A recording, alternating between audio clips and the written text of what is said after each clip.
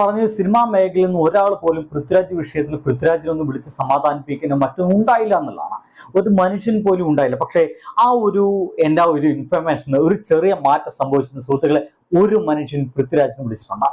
ഒരു മനുഷ്യൻ പൃഥ്വിരാജിനെ വിളിച്ചിട്ടുണ്ട്, പൃഥ്വിരാജിന്റെ അമ്മയെ വിളിച്ചിട്ടുണ്ട്, സമാധാനിപ്പിച്ചിട്ടുണ്ട്. ആ മനുഷ്യന്റെ പേര് മമ്മൂട്ടി എന്നാണ്. ഇത് ഞാൻ പറയുന്നേക്കാൾ നല്ലത് പൃഥ്വിരാജിന്റെ അമ്മ തന്നെ പറയുന്നതാണ്. അതൊന്ന് കേട്ടു നോക്കൂ. എന്നെ ഏറ്റവും അധികം ഞെട്ടിച്ച ഒരു സംഭവം ഞാൻ നിങ്ങളുടെ അടുത്ത് പറയാണ്.